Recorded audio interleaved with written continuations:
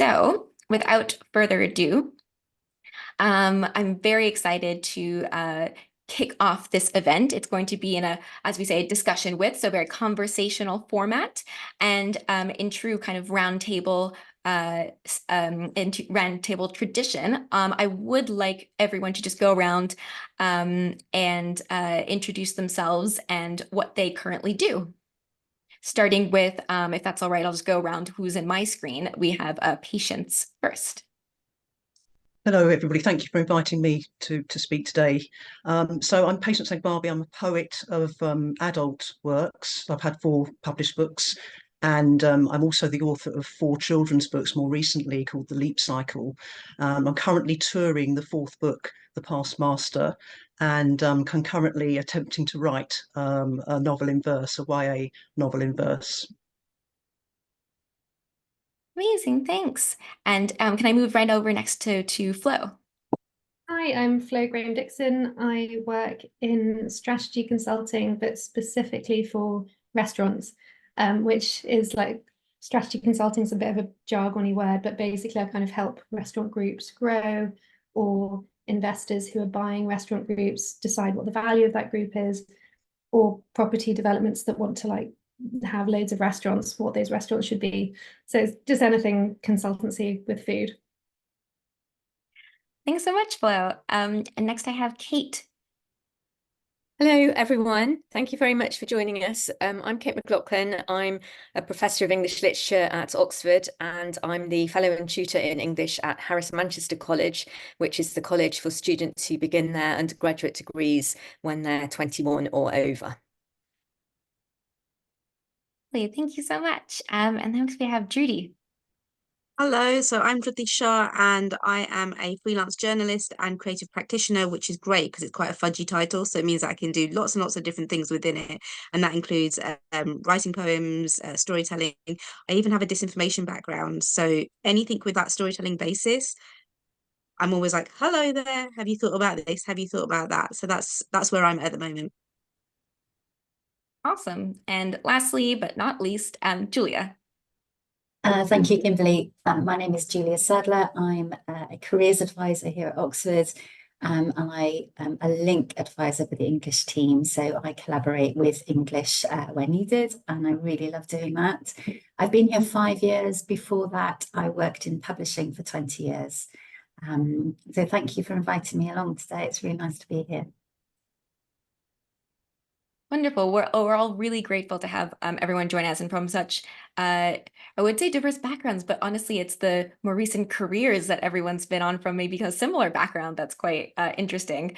So I would love to know how you would describe how you got where you are today, and did you know what kind of job you wanted while in the midst of your studies studying English? Again, this is relatively free form, so do feel free to unmute and speak. We don't have to keep it rigid going around to each person individually. Can I start on that? So I actually applied to Mansfield for a reason, which was my college, because I had heard it churns out journalists. So since I was 8, I wanted to be a journalist. And back then, I don't know if you have these now, but we had careers advisors, and one wrote me a letter. I know, older days, wrote me a letter and said, I think that you've got the smarts to actually apply for Oxford. And I would never have considered it. I just didn't think somebody from my background, so a low socioeconomic woman of colour, would be someone that they considered. And at that point, my college was definitely doing a lot more outreach work.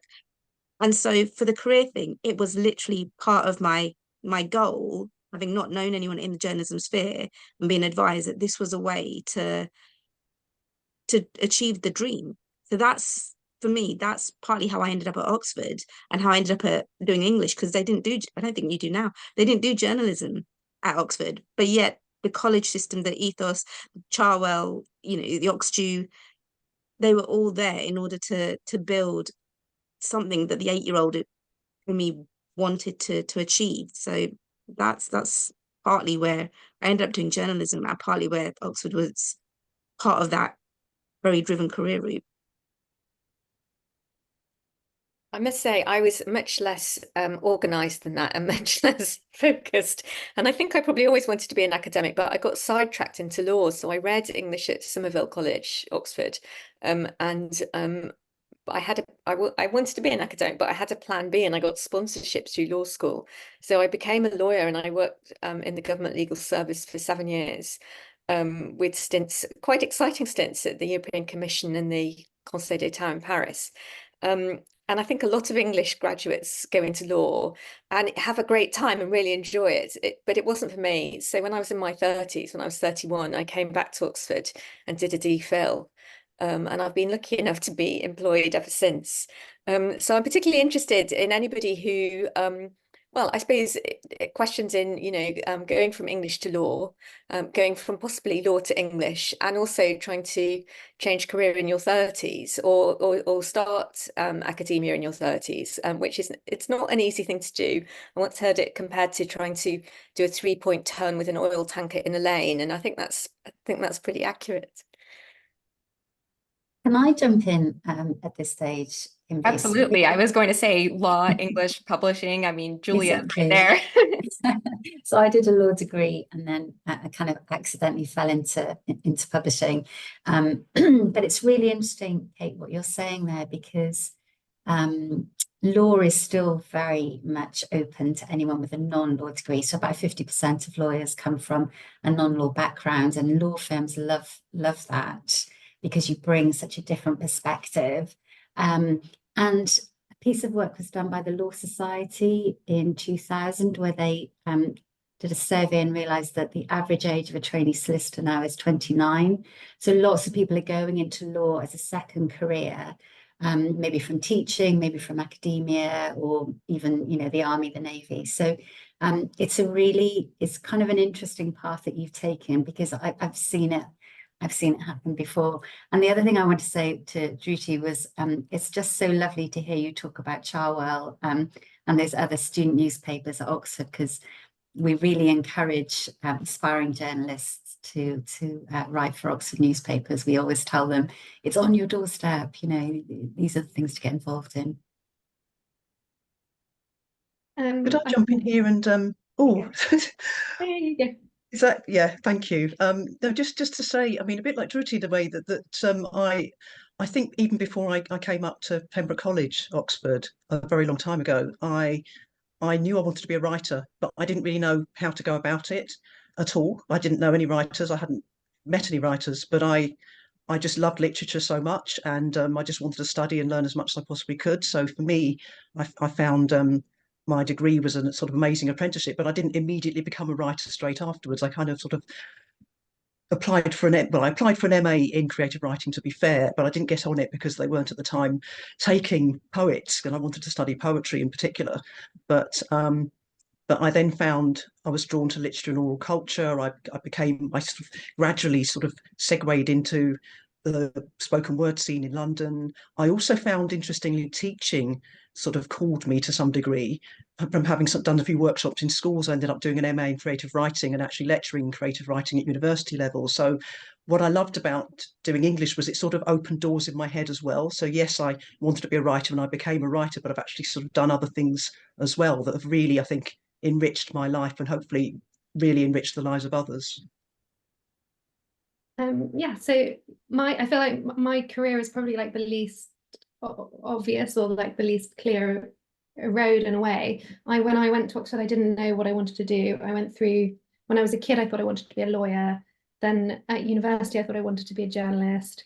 And then I left university and like got onto one of these like BBC talent pool things, and because my dad's a journalist and I have the same surname as him, and I didn't put even my, like, it was nothing to do with him, but everyone was like, oh, you're so-and-so's daughter, you're so-and-so's daughter. So that was like a write-off. I was like, there is no way I'm going to go through life being someone's daughter. So that was like, oh God, what do I do? And I remember I made this like whole spreadsheet of like different careers one could do, and I ranked them on, stress, sort of like how interested am I? Like, will I be able to pay my rent in London because I want to live near my parents? Like all these different things. And then I was like, oh God, I've got no idea. I had a complete crisis, like literally just had this like all my life I've had these hoops and I've known what hoop I'm trying to jump through, and now it's like, what next?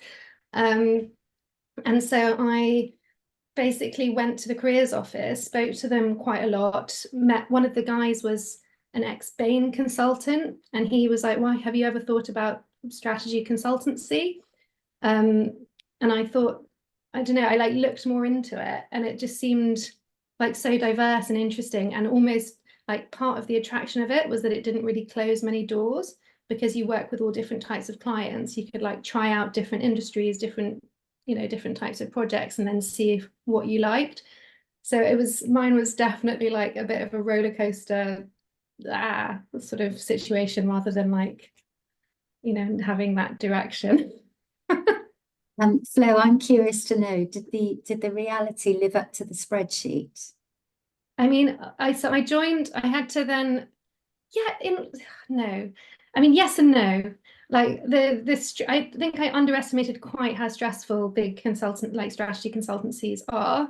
Like, and the hours are just horrible. And like sometimes you're working for clients who you don't necessarily like agree with what they do, which that didn't appeal to me. But it definitely did live up to my expectations, in it being quite an open door where you can do a lot of like sort of quite tangential leaps, where like you've worked with this client then and you enjoyed it, therefore like put your hand up for every similar type of project. And then I just carved out this like food restaurant-y niche, because I just love eating and cooking, eating and cooking. Yeah, but I did not have a plan. Can I add one more thing just with mine? Because I think this is actually quite important. I'm in the digital sphere now, and that is partly because of the Oxford experience. Because when I was doing it, I don't know if they still do it now, they created a new module called e-literature, and you had to create a website from scratch.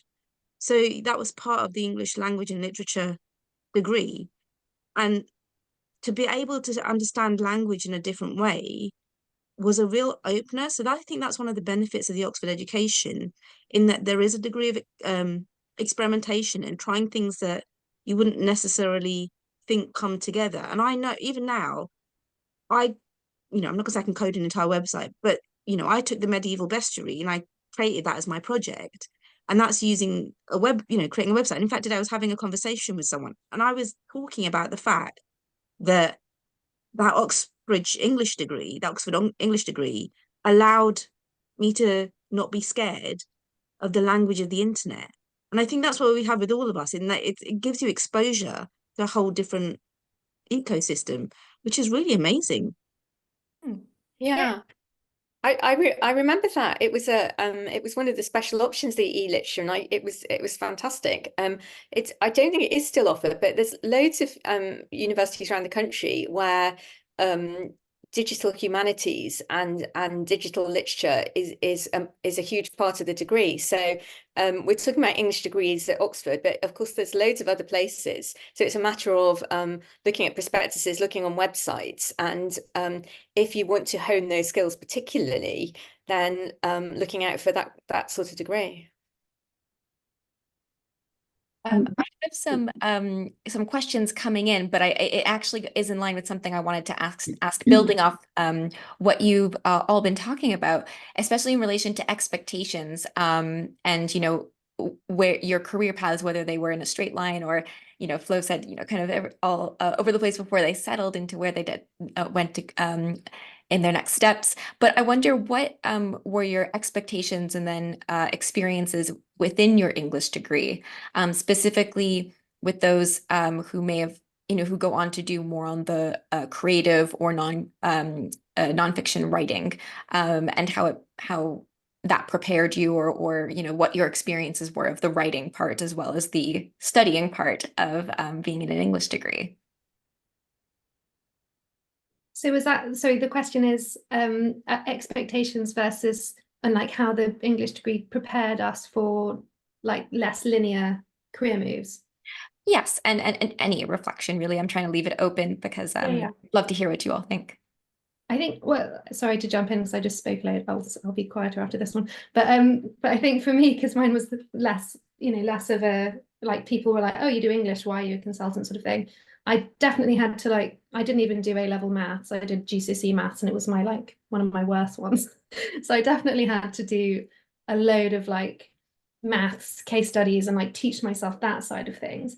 But I did then start to think like, in a way, when you do an English degree, like it's the same, like books are very similar to other sorts of data, like to the point about looking at web languages and coding and that sort of thing. Like it is data. And I remember like some of my essays, even like when I was being really lazy, and I wouldn't recommend this, but I'd be like, I'm going to write about something obscure, like Control F, like different breeds of birds in restoration plays. And then I'm like, okay, I'm just going to write about bird analogies in plays, or something completely random. But that is like, it really is data. So you can find trends, you can find themes. And then what I feel like I had a sort of cutting edge over some of my colleagues who were like much better in other areas than me, was that I could take all of the findings and weave a story to tell the client.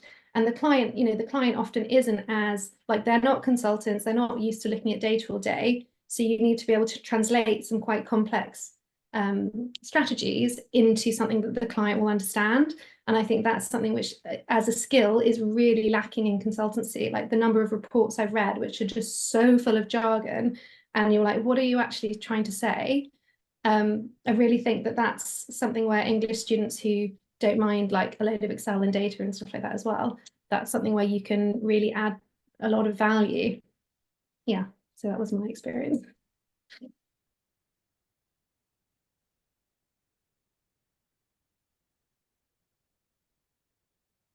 Well, while people think on it a bit, I was actually just going to push it to Julia to ask as well, with those kind of skills you're hearing, are those skills that employers are looking for, even if, it's a different field, but it comes from an English degree? Definitely. So we know that most graduate jobs don't require a specific degree background. There's the obvious ones like medicine or dentistry where you need to study those at undergraduate level, but most jobs and careers you can go into from any degree background. And I think gone are the days where having an Oxford degree is enough, as it might have been in, I don't know, 60s and 70s. These days, our students are competing with students from all other UK and overseas universities, where they're, competing with people who've done internships or perhaps, placement years. So anything that students can do while they're on their English degree to improve those communication skills, that's what's going to make the difference, particularly going forward in the kind of age of artificial intelligence, where the kind of human interaction is going to become increasingly important. Something that did occur to me a few minutes ago that I wanted to share is we have a creative careers panel, or creative careers festival, I should say, for Oxford students and alum every year in Hilary Town. And we had a brilliant TV and radio podcast careers panel, a little bit like this one. And we had an English graduate called Millie Chu, who was here about 7 or 8 years ago. When she was here, she worked on Oxide Radio, and she had had a bit of a go at doing a podcast. I mean, podcasts were pretty new still then, but she had a go, and she said it was really embarrassing and it was just the most cringy thing she'd ever done. But she did it, and she now works as a producer on the Louis Theroux podcast, and she says that's what got her the job. The fact that she'd actually kind of done the thing, she jumped out of her comfort zone and given it a go. So our message when we see anyone who wants to go into the creative industries, like Dhruti or Patience, is do it, have a go, share your work, tell people about it. It's really important. And there's so many places at Oxford that people can kind of cut their teeth in those different areas. I really want to hear from Patience, if I'm honest with you, on this one. But one thing that came to me was the idea of play.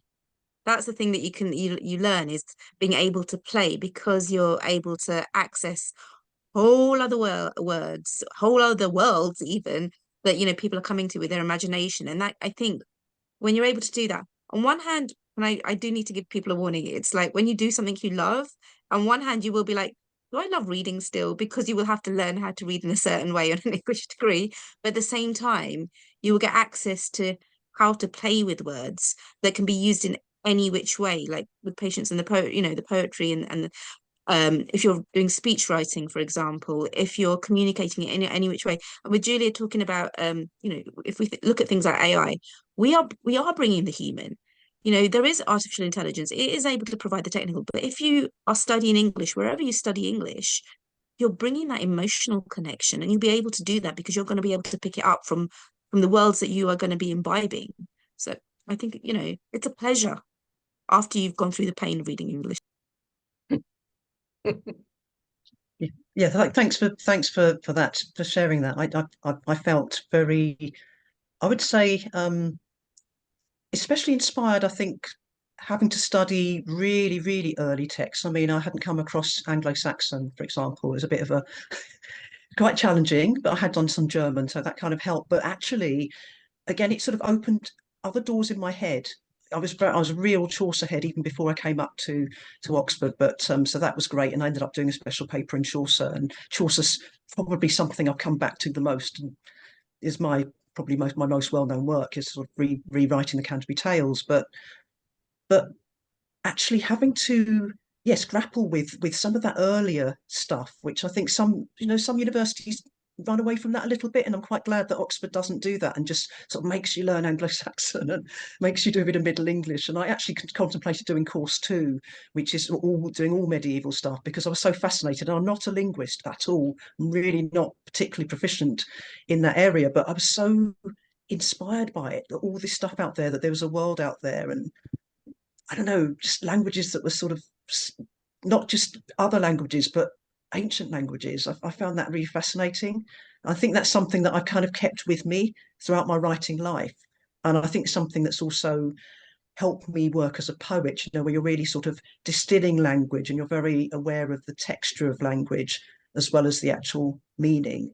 The grittiness of it, for me, the performance, the embodying of the language is very important. So that's something that I've not just used in my own work, but I've tried to sort of engage others, especially I would say, primary and secondary school children who really can relate to that. Because I think at the moment there's a lot of talk, isn't there, about young people not reading as much as they used to, or not enjoying books as much. And I do think we need to feed back to that younger generation to sort of pull them up and pull them through. And hopefully, in the future, more people come back to actually studying English literature at university level. Mm. And certainly in an English degree, you get so much practice. First of all, you have to read a huge amount of glorious stuff, and you learn to read very accurately, and you learn to manage large amounts of information.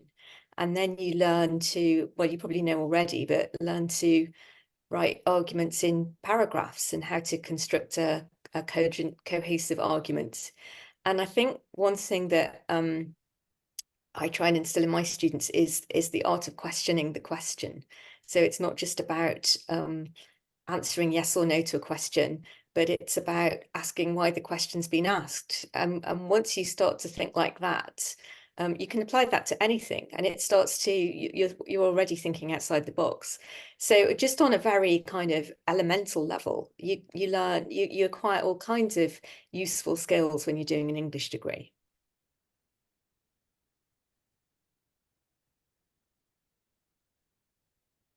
Yeah, it's really lovely to hear everyone's perspectives on it. Even, Kate, I was going to ask you as well, even you've just spoken on it, but as a professor, as well as having been a student, seeing both ends of teaching and also of learning, I was hoping you could expand upon, what skills or what you hope students take away from the classes that you teach. And likewise to everyone else, is there, a particular moment or something that you've taken away? We've kind of spoken on this already, but that kind of propelled you in a particular direction. Because, as you've all said, it wasn't maybe a master plan set in stone, but rather something quite malleable that changed through your experiences. So just wanted to start, Kate, with what you would hope students in part take from classes that you teach. Yeah. Actually, the difference between being a professor and a student isn't as great as you think, because we're all still reading the literature, and everyone's opinion is as valid as everybody else's. And I mean, I'm still learning. I was doing a class today on a long poem by Byron, and we were noticing things I hadn't noticed before. So it's brilliant from that point of view. What I just said about learning to question the question. So the night before I did finals, when I was in this terrible state of nerves, it suddenly dawned on me that rather than answering the question with an argument one way or an argument the other way or an argument with a bit of both, if you say, why is this illuminating? Why are we thinking about this? Then it suddenly changes your mindset. And that's, I think, more even than anything literary, is the most important thing I took away from my undergraduate degree. I have two things. One is so I'd come from that disinformation background, like verification and cutting through misinformation, etc. And that's now seeping through, I think, everything. So I've been doing it for about 10 years. And I think having an English degree and that element of critical thinking and making sure every, take what Flo said earlier about the data, every piece, every word that's emerging, why is it there? Who's it come from? What does it actually mean? I really do believe that having that English foundation, or any language foundation, if I'm perfectly frank with you, any literary foundation, I do believe that it did enhance and accelerate my understanding of that disinformation field, which, as I said, is now completely prolific. So that's really important. And then, because I'm shameless, but also, I have one book. I have one book. But had it not been for exposure through English, I never would have thought, a bestiary, which is an animal reference guide. I fell in love with the medieval bestiary. I mean, that makes me sound like a right weirdo, but I absolutely fell in love at Lucinda Rumsey's room, where she just, she's a medieval tutor. And I would sit there, and it helped me keep slightly sane during the whole university experience and look at these weird Gryffindors and animals and manticores, and it was brilliant. And it really, many decades later, when I wanted to try and demystify the world of business, it gave me confidence to realize something that for me was quite scary, and for others, business for businessy people, actually uses a lot of allegory. And actually, you can make an animal reference guide that's no different to the medieval bestiary, using the animals that turn up in business. I never would have gotten, written an award-winning book had it not been for the fact that I had an English degree that had given me exposure and the confidence and the playfulness of thinking, yeah, you can do a nature-based financial literacy book about animals, And that is purely because of the strange and wonderful world that you get from an English degree. And that can be anywhere, I think. It's just having access to being able to put these weird things together. So I think for me, it's been really seminal that I was able to go on that path and take these two very, serious disinformation and, very playful animal bestiary and pull them together. I think one of the things that I really got enormous amounts from was doing an extended essay, like an optional extended essay. I don't know whether they still do that, but I chose to sort of do it on Wordsworth and Coleridge's lyrical ballads, and it just gave me so much confidence to actually sort of choose a subject of my own, to just embark on something that wasn't part of the syllabus, that I actually just could do and could submit, and actually got my best mark for that as well when I got my mark breakdown. And I still tell my children that. I'm like, oh, I set out, I had this idea and I sort of saw it through. And I think that sort of just paved the way for me to become a freelance writer, because it's not easy to become a freelance writer, as we all know. I didn't really know how to go about it, but that sort of just gave me a beginning. It sort of opened another door in my head to enable me to follow something through, something at length, something I was proud of, something I was passionate about, and it's completely unsupervised as well. So you just kind of go off and you do your research, and then you submit and cross your fingers. But it set me up, I think, for the sort of, well, the road not taken, shall we say. Can I just add something in there? Something I'm noticing with what Patience just said, and Dhruti as well, is when you talk about those two experiences that you've had, your faces really light up. Like you can't help but smile when you discuss those topics. And I think certainly something I've got 2 teenage daughters who are going through GCSEs and A-levels as we speak. And I always say to them, choose the subjects that you enjoy. Choose a degree subject that you think you're going to enjoy, because actually you're just going to have a much better 3-4 years and beyond.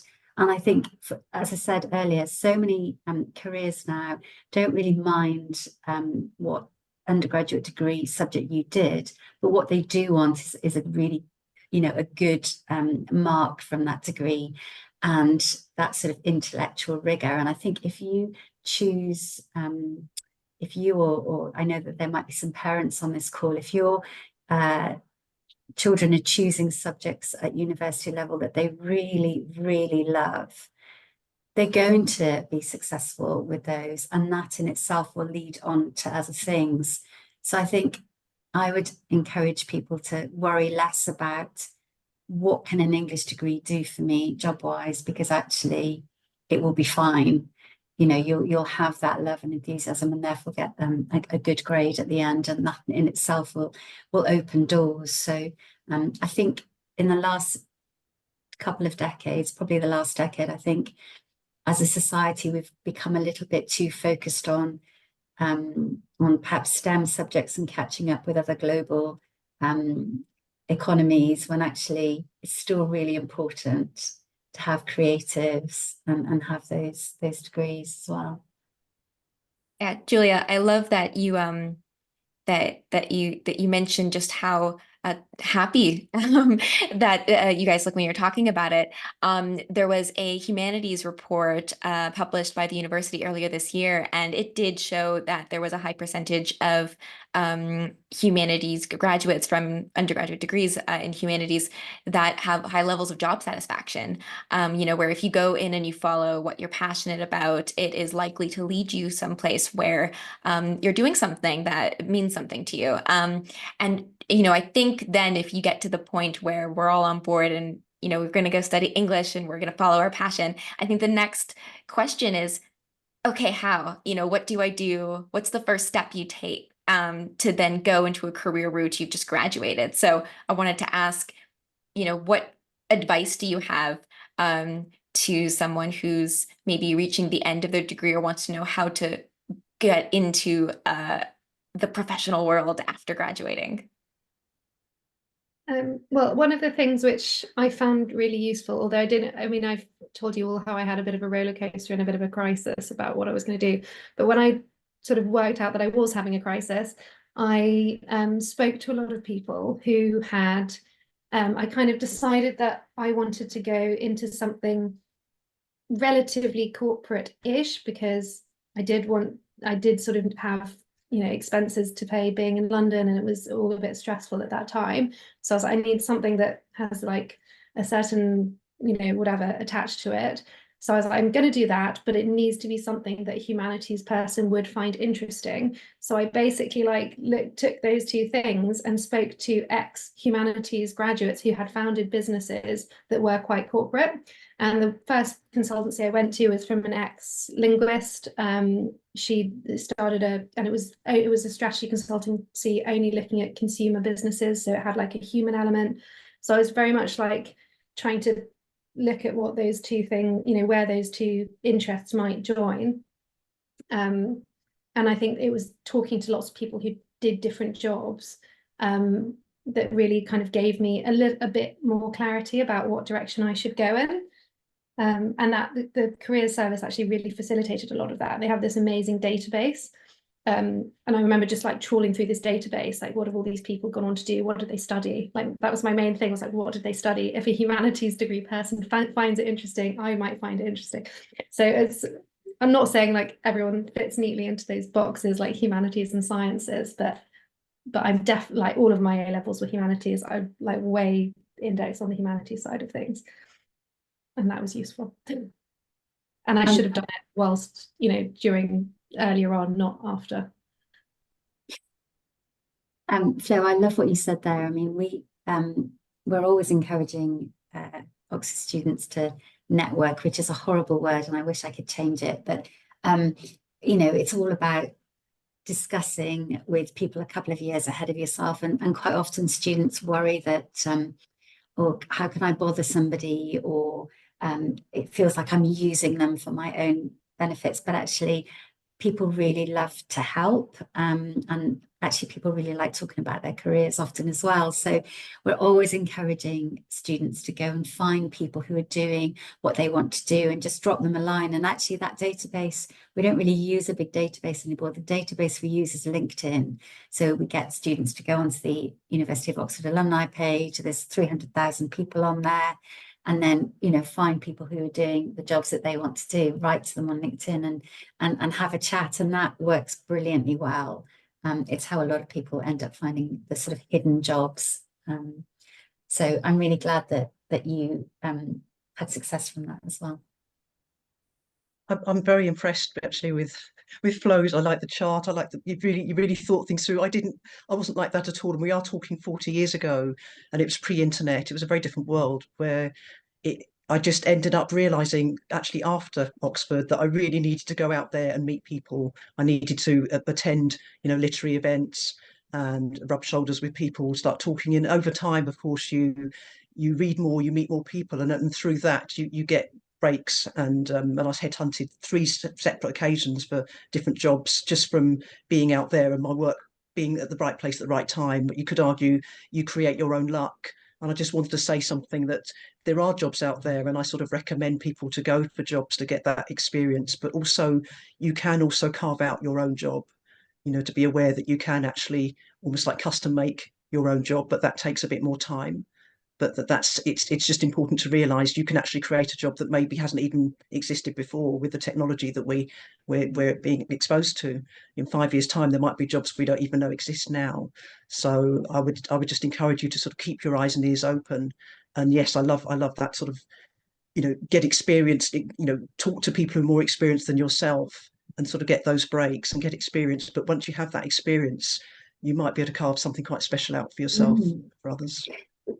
And not to worry too far in advance as well. So just think about the next thing. So the thing after school or the thing after university, focus on that, because that in itself will build skills and give you opportunities to move on. So gone are the days where everyone has a job for life.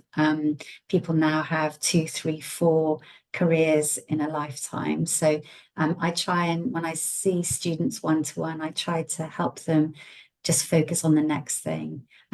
But can I ask you a question, Patience, if that's okay? Did you have, you know, you've got the performance element of your performance poetry. Did you have experience of that in Oxford, or did you develop that later? It's a really good question. No, I didn't. I was terrible at Oxford in terms of sort of going to societies or anything like that. I mean, I did go for societies, but not literary ones. But what, okay, this is 40 years ago, but our tutors didn't always take our essays in to mark them. They often liked us to read them out loud and they would comment on them. But actually, that was an incredible apprenticeship for just reading, you know, reading Middle English or Anglo-Saxon or, you know, some quite complex stuff out loud. And I realized that I had a bit of a talent for it. I really enjoyed that part of it, and I sort of came out of myself to some degree. And so I think that also gave me confidence. And I do think there's something in that. I think obviously it's very important, and tutors should take the essays in and mark them properly always. But at the same time, I think hearing those words out loud, especially words from other eras, you know, when culture was more orally focused, I think again just gave me that sort of that edge and that confidence. I certainly remember I took recordings out of the English faculty library, and I distinctly remember this was the 80s, and many of the then audio cassettes hadn't been taken out for 10 or more years. So, you know, most English graduates would obviously read lots of stuff, which is great, but I became very excited about listening. So I'd go, you know, hear T.S. Eliot reading four quartets, you know, the original and so on. So yeah, if you see any stamps from sort of 83 to 86, that was probably me. So yes, it did feed it, but not maybe in the way that you'd expect. With me, I wanted to go to Oxford because I thought that's what a journalist does, right? I will say your identity can quite easily, you know, your interests can change if whatever you end up studying, whatever you end up doing, and not just, you know, in one stage. I'm now in like what, a second career, second life, and my interests are constantly evolving.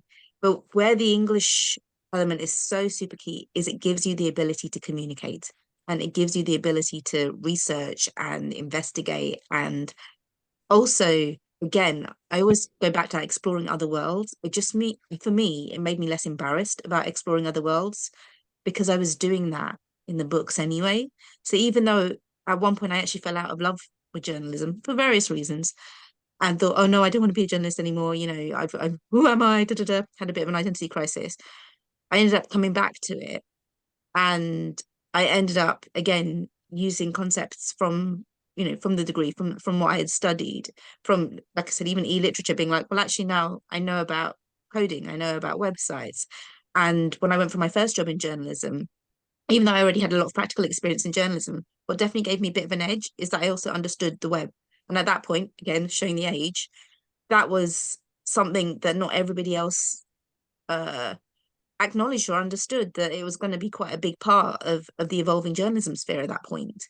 So again, you don't have to have all of the answers. And I'd be worried, to be honest with you, that, you know, don't be who I was in terms of like, I'm going to do this, da, da, da, because the whole world is out there and you really have the ability to, and I'm going to go back to this because we've had the pandemic. It's been tough, I think, for everybody, the ability to play. And I think that's definitely what language, what literature can help you with, even in terms of looking for a career, looking for a job, looking for whatever it is that's going to help you find purpose or be part of your identity, or, you know, help you pay the bills. It's having that ability to play with language in whichever way so that you can navigate. I think there are various careers where there are quite sort of set paths, and academia is one of them. Despite my kind of chaotic CV, there is a sort of recognised path, which is after your first degree, you would do a master's, and then you do a doctorate, and then you try and get a postdoctoral position before you, and hopefully publish your first academic book, and then get an academic job if it all works well.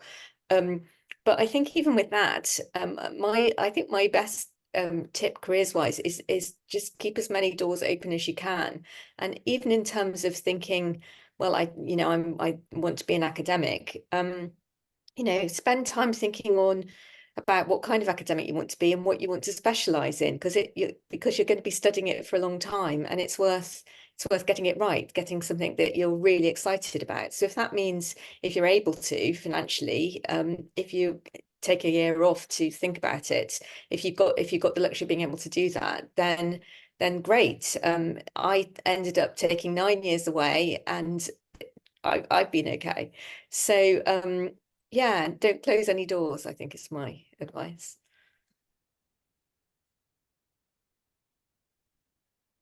No, I was also just going to say, back to Julia's point about just thinking one step ahead, not like 5 step aheads. I think part of just thinking back to that like horrible crisis, part of my crisis was like, who am I? What am I going to be? Like, the world, everyone says the world is my oyster. Like, am I supposed to be, and like, what does success mean to be? And what am I striving for the most, like, prestige, the most money, the most happiness, like the most, like, there are so many different things that you can be striving for. And I think a lot of people who went to Oxford have always been you know, have been used to quite a lot of pressure, like the pressure of your own expectations and other people's expectations. And then it's like, well, to like live up to this pressure, do I need to become the next like CEO of, I don't know, like Apple, whatever? And like, why? Like, who are you trying to do it for? And what actually is important to you? And one of the things which, like, now also having had a baby recently and all of these other things, one of the things I've realized is really important to me is a bit like, okay, I don't have the best work-life balance at the moment, but at least when I don't have work-life balance, it's my fault. So like autonomy over my work-life balance. And like projects, I love projects with a start and an end. And like I don't know what I like, love working with a subject that I find really interesting, like food and customers and that sort of thing. So like it took me a while to realize that I should be striving for happiness, not like success. In a kind of, like Succession style, going to the boardroom and like making deals or whatever. I think that there was that sort of all these thoughts swirling around my head about like, and actually you don't need to even know the answer to that. If you find something that it sort of fulfills an interest, it can lead to something else. Like I did consultancy, I worked in quite a intense consultancy for 3 years. I wasn't that happy. It was horrible hours, but it meant I found out so much more about what I enjoy and what I wanted. And then I could use like that one project to then jump into doing like more projects like that, and then use that to jump into this other company, and then be like, right, I can set up my own company now. And it's I would never have known that from the get-go. Like the job I do now doesn't really exist. Like Patience, you were saying, these jobs, there are all these hidden jobs. I don't know anyone else who does exactly what I do. Like in terms of, there are people who overlap, but it's not exactly what I do. And I just wouldn't have known that this job could exist. And you don't need to have a plan. Like leading from one thing to another and always following your interests and your happiness can find, you might find yourself in an unexpected place that's quite a good place to end up in. Yeah, and that actually leads into, I think, what would be our last kind of solo question amongst each other, and then I'll try and summarize to the best of my ability some of the Q&A questions coming in. So if you have a question, pop it in. I'll try my best to loop them together, the ones that are similar. But now many of you are, well into your careers, and many of you are maybe employing new students as well. I wanted to know, would you hire an English graduate? Also speaking more largely beyond just Oxford, like just English graduates in general. And Julia, I hoped maybe you could speak to that as well from your point of view. But now that you have the opportunity, do you like to see English graduates apply, and do you want to bring them on in your in your work? Of course, yeah, no, definitely. So as I said right at the beginning, before I joined the career service at Oxford, I worked in publishing for 20 years. And in that role, I was managing an editorial team. So I was quite a lot of my time was recruiting interns or editorial assistants and junior editors into that team. And yeah, I mean, a lot of people think an English degree is really important to go into publishing. And there are a lot of English graduates in publishing because it's kind of quite a natural path, partly the communication, partly language. But actually, I worked with lots of other graduates from other degree disciplines. And I would say, as a recruiter, the things I was looking for is someone who could sell me the skills that they developed on their degree, or in their Saturday job at Sainsbury's, or when they were contributing to their university or school newspaper. I'm looking for someone who can persuade me that they've got the skills and that those skills match the job description that I've chewed a pencil over for 3 hours. And quite, because I see lots of students at Oxford who want to go into publishing because of my background, they tend to book a one-to-one appointment with me. I tell them, I kind of reveal a secret, which is that when I was recruiting into publishing roles, I was always far more impressed with someone who'd written for the equivalent of Charwell or ISIS or their university newspaper, much more impressed by that than someone who'd spent a week on an internship at Oxford University Press. As great as that is, someone who's actually cut their teeth by writing for their student newspaper, who's juggled that alongside a busy degree, who's worked in a team with other students, that's interesting. So it's really nice to hear those on the panel who did just that. I forgot what the question was. Would I recruit someone from an English degree? Absolutely, of course.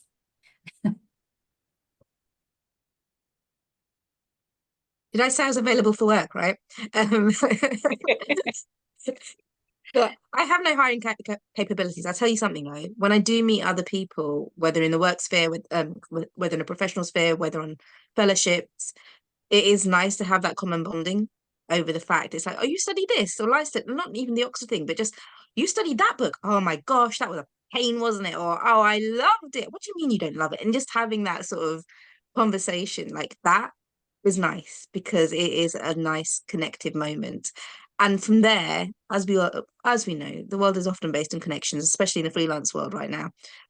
That's a really nice way to start building a relationship. So yes, I have no hiring capacities. I am available for hire, but when it comes to English degrees, when it comes to language, when it comes to books and bonding over books, it definitely does make a difference. I've just taken on a mentee who was an Oxbridge English graduate. There are other people who applied, but hers was by far the best. So it's just a sort of lovely coincidence, because we've just been in touch today. So we'll be working together. But it'd be lovely, because you say that level of bonding where you think, oh, you know that somebody's been through sort of similar experience maybe, and read certain things and has a certain passion and so on. So I'm really looking forward to that relationship developing. I don't have like hiring capacity because I've just come back from maternity and my business is quite small. But you know, if it grows, which I'm hoping it will, I would definitely hire an English student, with the caveat that it would need to be someone who also like loves data and doesn't mind staring at spreadsheets. And you wouldn't necessarily know that from doing an English degree, but it's like someone who has like done a little bit of that. Like, I think we were talking about doing, you know, getting stuck in while you're at Oxford and doing different projects. I feel like there's lots of ways you could test that out for yourself, like your own private projects, whether it's like, I don't know, building your own GPT model that does something interesting with books as data, or like sentiment analysis-y thing. I think, yeah, as long as they love data, I would definitely. So when I'm on hiring committees, it's always to hire academics in English, so they have to have English degrees. But from my experience in law and in the civil service, I would definitely hire English graduates, just because of the vast amount of reading that they will have managed, and because of the creative thinking. I think just listening to some of our graduates now, it's so refreshing to have that kind of imaginative capability, that imaginative thinking, creative thinking, such an asset. Perfect. Well, I mean, there you have it, guys. There is definitely opportunities if you go for an English degree. I'm going to try my best with our limited time to ask the most frequently asked questions in our questions box, and then I'll try and do a frequently asked questions FAQ section on the description of the video once we post it. So if I get some of the answers later, apologies if we don't get to it right now. But we've had a lot of questions coming in asking, there was mention of networking and the importance of getting to know whether it's publishers and journalists, you know, if you're going that route, or meeting particular people to get your first job.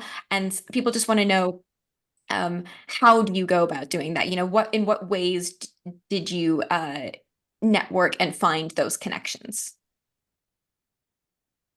Well, I just asked the careers service to look at their database, spent ages trawling it, found people, and then would send them. I only reached out to a few select people, but I'd send them an email, like I'd do loads of research on them. I'd be like, oh, hi, I've, saw that you studied this and I love that subject too. And I was really interested to read about your company and like specifically this. So you do a whole load of research, send an email and say like, oh, it would be, I know you're really busy, but it would be amazing if you'd have a coffee with me. I'd really appreciate it, just to kind of, if you're at the open-ended, it would be lovely to like hear more about what you do. I feel like everyone relates to that time where you've left university and like, so I don't think, I think everyone I wrote to met me for a coffee. I don't think anyone said no. But I didn't reach out to that many people. Yeah. Sometimes you don't need great numbers, do you? I think just speaking to a few people. So I've popped in the chat our link to the advice that we've got on our website, all about networking and how to go about it, and in fact how to use LinkedIn. And we even supply some questions that you can use to get started. So I've answered that in one of the questions there. The website is open access. You don't need any particular logins to get it. So whether you're at Oxford or not, you can still access that advice. So I'd really recommend it. It's probably the piece of guidance I recommend most to young people. And also go to in-person events, right? That is something that's not, especially now, we can go to in-person events. That's in a way how I got my first BBC traineeship, is because I went to an event and met someone who said, actually, somebody like you is a suitable candidate. So don't rule those sort of things out. If you spot them, go to them.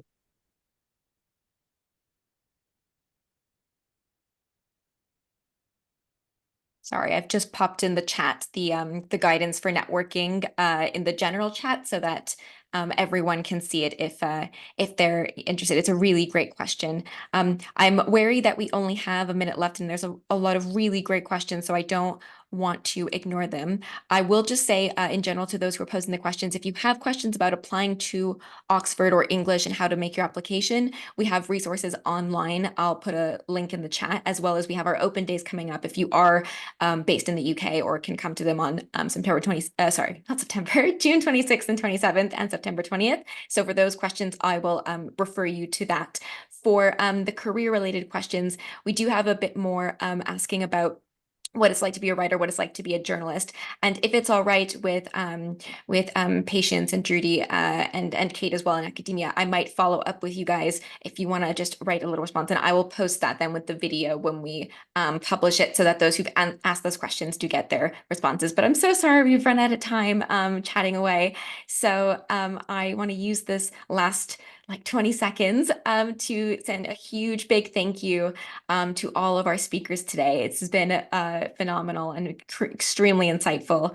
For anyone there, you're able to put in the Q&A the little thank you or anything. I'm sorry, there's not more you can do with the emoticons or anything, but yeah, I just give a virtual round of applause. I always find it's quite odd in these virtual meetings not to have the little round of applause for everyone.